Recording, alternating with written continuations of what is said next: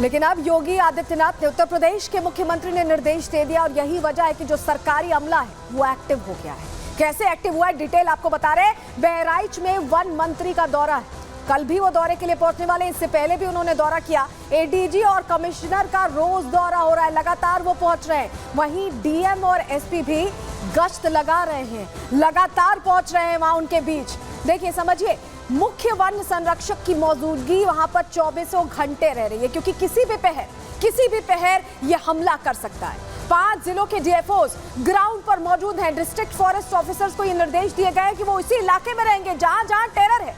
Forest rangers की 12 टीमों की भी तैनाती यहां पर की गई है। 12 टीमें अलग अलग इलाकों में कैंप कर रही हैं, खोज रही हैं।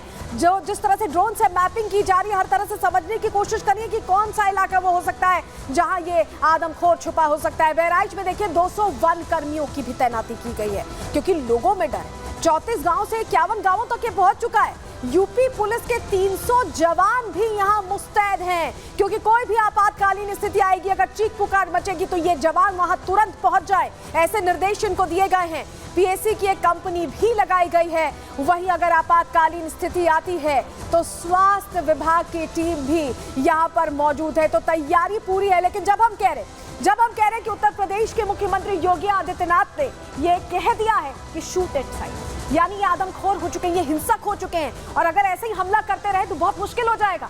तो उसको लेकर योगी आदित्यनाथ ने स्ट्रैटेजी बनाई है। ये देखिए, ये ट्रैंकुलाइज करने की गन है, जिसके जरिए बेहोश किया जाता है, जिससे निशाना बनाने के बाद जानवर को बेहोश करके जाल में फंसाया जा सकता है। भेड़िए पर फाइनल प्रहार की तैयारी, इसीलिए हम कह रहे हैं कि उत्तर प्रदेश के मुख्यमंत्री योगी आदित्यनाथ के निर्देश के बाद हो चुकी है। आप ये देखिए, ये जो आप अधिकारियों को देख रहे हैं, ये ट्रैंकुलाइज करने वाली गन लेकर निकले हैं, और जैसे ही आदमखोर भेड़िया दिखेगा तुरंत शॉट लगाने की बात है। फाइनल प्रहार करने की तैयारी है। बहराइच में शूटर्स पहुंच चुके हैं, ये क्लियर हो गया है। तो क्लियर डायरेक्टिव्स आने के बाद ये तैयारी आप देख रहे हैं जो प्रशासन की तरफ से की गई है।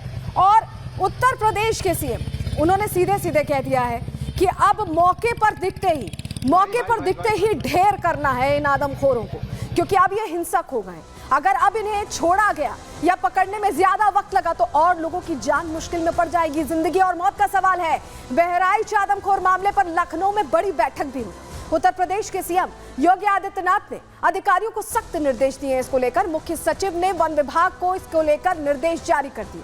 लखनऊ से आदमखोर को गोली मारने की छूट दे दी गई है, यानी जैसे ही दिखे शूट एट साइट के ऑर्डर है। एनकाउंटर करने के, जैसे अपराधियों का एनकाउंटर होता है, वैसे आदमखोरों का एनकाउंटर करने की पूरी छूट दी गई है। आदमखोर होने की वजह से ही यह फैसला लेना पड़ा है कि मारना ही इन्हें आखिरी उपाय है, आखिरी ऑप्शन है। 2 भेड़ियों ने 50 से ज्यादा गांव में आतंक मचा रखा है। आदमखोर भेड़ियों को मारने के लिए शूटर्स अब भेज दिए गए हैं, निर्देश भी मिल चुके हैं, और ऐसे में कार्रवाई की तैयारी पूरी दिखाई दे रही है। हमारे सहयोगी राघवेंद्र लगातार बहराइच में मौजूद हैं, लोगों से बात कर रहे हैं। वहां पर लोग खेती किसानी छोड़कर घर बैठने को मजबूर हो गए, नहर पार करने में उन्हें डर लगता है। सुनिए, राघवेंद्र ने खुद बात की है वहां के लोगों से। भेड़ियों को घेरा गया था, लेकिन एक बार फिर से खूंखार आदमखोर भेड़िया चकमा देके भाग निकला, और टीम जो है वह खाली हाथ लौट रही है। आप देखिए, यहाँ पर निशांची भी इस गाड़ी में है, शिकारी हैं, अपनी बंदूक के साथ आए थे, लेकिन सफलता नहीं मिली, और एक एक करके ये गाड़ियाँ और ये अधिकारी वापस जा रहे हैं। ये आप देखिए, वाइल्ड लाइफ रेस्क्यू टीम जो है यह भी वापस जा रही है, और इसमें देखिए लोग भी बैठे हुए हैं यहाँ पर। अब आप देखिए, जो पूरी टीम है, ग्रामीणों को देखिए किस तरह ग्रामीण भी सहयोग के लिए यहाँ पर आए हुए थे, और यहाँ पर भारी संख्या में लोग इकट्ठा हुए हैं। अगल बगल गांवों के लोग भी यहाँ पर आए हुए थे, लेकिन सफलता नहीं मिली। तो अब ये आदमखोर नरभक्षी हो गए, इन्हें इंसानी खून की लत लग गई है। अब ऐसा क्यों कह रहे हैं, डिटेल में आपको बताते हैं। बहराइच में ये जो भेड़िए हैं, इन्हें इंसानी खून की आदत हो गई। आदमखोर भेड़िए जंगल की तरफ अब रुख नहीं कर रहे। जंगल में जहां जानवरों पर वो हमला करके अपना पेट भरते थे, अब ये इंसानों पर हमला कर रहे हैं। भेड़िए का हर हमला एक नए गांव में हो रहा है, एक नए गांव का टारगेट किया जा रहा है। आदमखोर इंसानी इलाकों में तेजी से आगे बढ़ रहे हैं, यानी आबादी वाले इलाकों में पहुंच रहे हैं आदमखोर अब जानवरों का शिकार नहीं कर रहे, क्योंकि जंगलों में नहीं, ये इंसानी आबादी वाले इलाकों में लगातार पहुंच रहे हैं। भेड़ियों का टारगेट इंसानी बच्चे सबसे ज्यादा हैं, उनके आंकड़े सबसे ज्यादा सामने आ रहे हैं। हमने आपको बताया कि कल कैसे अमावस की रात को 5 साल की एक बच्ची पर हमला किया गया, हालांकि वो बच गई, ये बहुत राहत की बात है, लेकिन हमला लगातार बच्चों पर हो रहा है। भेड़िए लगातार अपनी रेंज बढ़ा रहे हैं, यानी कि अपना दायरा बढ़ा रहे हैं। पहले कुछ किलोमीटर में सिमटे हुए थे, लेकिन अब तेजी से, पहले 34 गांवों की बात हो रही थी, अब 51 गांव तक फैल गए। तो सोचिए दायरा भी लगातार बढ़ता जा रहा है। 52 गांवों में खौफ है, 35 नहीं बल्कि 52 गांवों में खौफ है।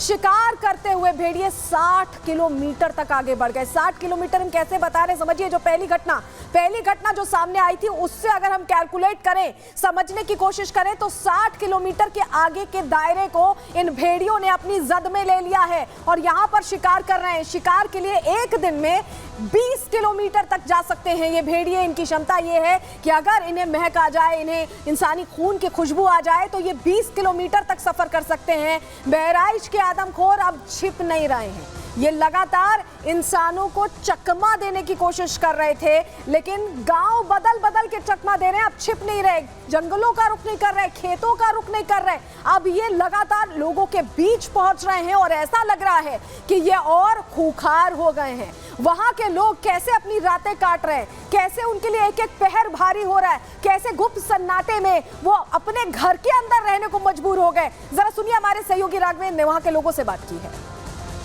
भेड़िया कहाँ देखा गया था, कहाँ की बात चल रही है? वो यहीं देखा गया था, इस क्षेत्र में, वो गन्ना वाले में, यही बगल में। जी जी। किस तरह से डर का माहौल है पूरे गांव में? बहुत बड़ा डर है, जीना मुश्किल है। रात में लोग सोते नहीं हैं, टार्च लगा के दौड़ते हैं, लेकिन भेड़िया इतना सतर्क है कि अगर 2 सेकंड का मौका मिल जाए बस वो। हाँ, बच्चे स्कूल भी ना जा रहे हैं, कोई काम भी नहीं हो रहा है गांव में। दिन में भी पहरा और रात में भी पहरा। दिन में पहरा, रात में पहरा, कहाँ तक के जागूं। को तो लग रहा है कि उसने सर्वेक्षण कर लिया पहले से ही कि कहाँ जाना है, किसके घर में दरवाजा है नहीं है, कहाँ कैसे घुसना है। बहुत शातिर है ये भेड़िए और यही वजह है कि बहुत सतर्क रहते हैं। इन्हें पकड़ना इसीलिए बहुत मुश्किल हो गया है। हमले से पहले देखिए कैसे ये शातिराना अंदाज में हमले को अंजाम देते हैं। हम आपको बता रहे हैं, हमले से पहले गांव की रेकी करते हैं, यानी देखते हैं, समझते हैं कितने लोग हैं, कहाँ का इलाका है, कितनी देर में हमला किया जा सकता है। जैसे कोई शातिर अपराधी होता है, वैसे ही शातिर ये भेड़िए भी हैं। जिस घर में बच्चे होते हैं उन्हें ये टारगेट करते हैं, उन्हीं पर हमला करते हैं, ज्यादा फोकस वहीं रहता है।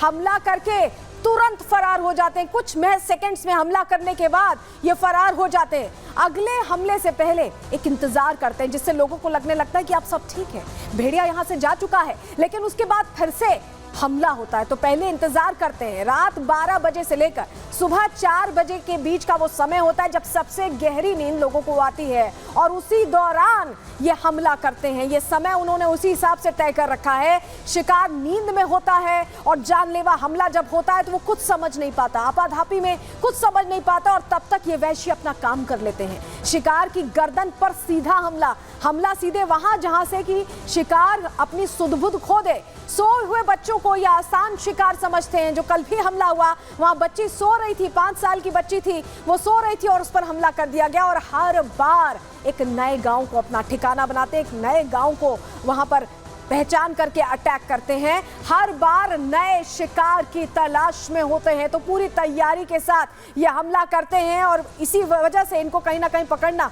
बेहद मुश्किल हो जाता है। लेकिन